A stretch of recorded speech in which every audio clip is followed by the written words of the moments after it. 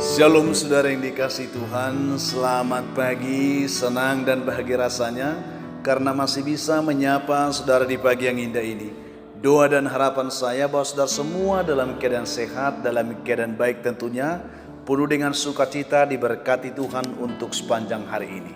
Saudara yang dikasihi Tuhan, kita bersyukur ada anugerah Tuhan yang menyapa kita di hari baru ini. Mari kita mempergunakan waktu yang indah ini boleh bersekutu menikmati lawatan Tuhan. Namun sebelumnya saudara, mari kita merendahkan diri, mempersiapkan hati kita untuk dilawat Tuhan pagi ini. Kita berdoa terlebih dahulu. Bapa di surga, kami mengucap syukur untuk semua kebaikan dan kasih Tuhan yang telah kami rasakan sepanjang malam, juga telah Tuhan beri kami hari baru pagi ini. Berkati dan pimpinlah kami oleh Roh Kudus-Mu, sehingga kami boleh berjalan dalam kemenangan Kristus di sepanjang hari ini. Dalam nama Tuhan Yesus kami berdoa. Amin. Saudara yang dikasihi Tuhan, pagi ini kita kembali akan dilawat Tuhan lewat kebenaran firman yang menjadi renungan kita. Saya siapkan dari kitab Roma pasal yang kelima, ayat yang ketiga sampai ayat yang kelima, saudara. Demikian bunyi firman Tuhan di sana, saya akan bacakan untuk kita. Dan bukan hanya itu saja, kita malah bermegah juga dalam kesengsaraan kita, karena kita tahu bahwa kesengsaraan itu menimbulkan ketekunan, dan ketekunan menimbulkan tahan uji, dan tahan uji menimbulkan pengharapan, dan pengharapan tidak mengecewakan karena kasih Allah telah dicurahkan di dalam hati kita oleh Roh Kudus yang telah dikaruniakan kepada kita. Demikian jauh pembacaan firman Tuhan bagi kita pagi hari ini, saudara. Topik yang akan kita renungkan pagi ini adalah yaitu kupu-kupunya menjadi lemah. Itu yang akan kita renungkan, saudara. Ada sebuah kisah inspirasi yang kiranya membangunkan iman kita pagi hari ini. Suatu hari, saudara, di tempat perkembangbiakan kupu-kupu, ada seorang wanita pekerja yang sedang meneliti perkembangan serangga dengan serius, memperhatikan sekelompok kupu-kupu, saudara, yang berusaha keluar dari balutan kepompongnya melalui sebuah sarang kecil. Jadi dia sedang memperhatikan bagaimana kupu-kupu itu keluar dari kepompongnya itu. Beberapa kupu-kupu lain sudah berhasil keluar dari kepompongnya, tetapi ada satu kupu-kupu yang masih bertahan dan dia sedang berusaha keras untuk keluar dari kepompong itu, saudara. Ketidaksabaran wanita itu pun muncul sehingga dirinya dengan rasa iba berusaha menolong dengan merobek kepompong itu, kepompong dari ulat itu, dan akhirnya memang sang kupu-kupu itu pun dapat keluar dengan mudah berkat bantuan si wanita tersebut. Tetapi saudaraku sayang, sangat sayang, karena apa? Sang kupu-kupu itu memiliki tubuh yang kurang sempurna dibandingkan dengan teman-temannya. Tubuhnya menjadi kecil, lemah, dan sayapnya juga tidak kuat untuk berkembang, sehingga kupu-kupu ini tidak bisa terbang, saudara. Itu akibatnya. Nah, saudaraku yang dikasihi Tuhan, niat baik dari wanita itu untuk menolong sang kupu-kupu itu ternyata sudah melumpuhkan perjuangan si kupu-kupu itu untuk keluar dari kepompongnya dengan baik.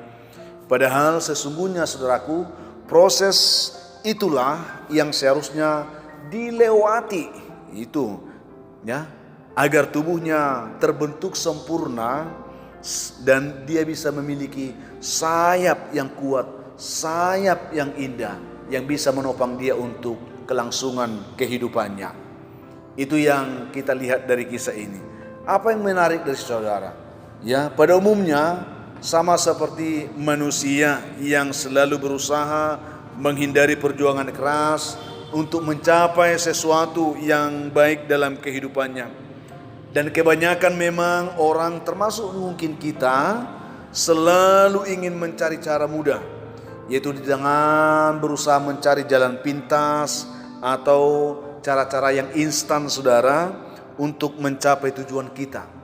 Tetapi ternyata, saudara, hal tersebutlah yang membuat kita ternyata semakin tidak kuat menghadapi kenyataan kehidupan yang semakin sulit hari demi hari. Jadi bukan instannya menggampangkan kehidupan, justru keadaan instan yang sering kita gapai itu akan mempersulit kita menghadapi kenyataan hidup yang sedang terjadi. Saudaraku yang dikasihi Tuhan, saat itulah kita mulai menyerah karena kita tidak sanggup menghadapi keadaan hidup ini lagi. Kita menyerah dan kita bahkan putus asa. Ada banyak orang yang kecewa, akhirnya mereka memberontak kepada Tuhan, saudara. Bukan salah Tuhan, tetapi kitalah yang tidak memahami bagaimana proses itu membentuk kita menjadi kuat dan menjadi sempurna dalam hidup. Kita kadang enggan untuk ikut dalam proses kehidupan itu sendiri. Itu yang membuat kita susah, saudara. Nah, jadi apabila hari ini saya ingin katakan untuk kita, apabila hari ini saudara sedang mengalami persoalan besar, ya, atau mengalami keterpurukan, perjuangan hidup yang keras, atau tantangan pekerjaan yang berat dalam kehidupan saudara, saya ingin katakan, hadapilah dan berusahalah sekuat tenaga untuk mengatasi semuanya itu dengan baik.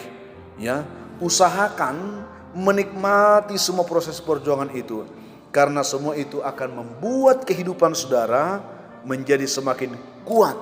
Itu yang perlu. Jangan pernah menganggap bahwa proses itu sesuatu yang menyakitkan. Itulah yang menguatkan tulang-tulang iman saudara. Itulah yang meneguhkan langkah saudara untuk kuat menghadapi kehidupan ini lebih lagi. Terlebih karena kita bukan mengandalkan kekuatan tentunya, karena kita mengandalkan Tuhan. Bersama dengan Tuhan kita akan pasti diberikan kekuatan untuk bisa memenangkan setiap perkara itu. Jadi anak Tuhan tidak perlu cengeng menghadapi masalah.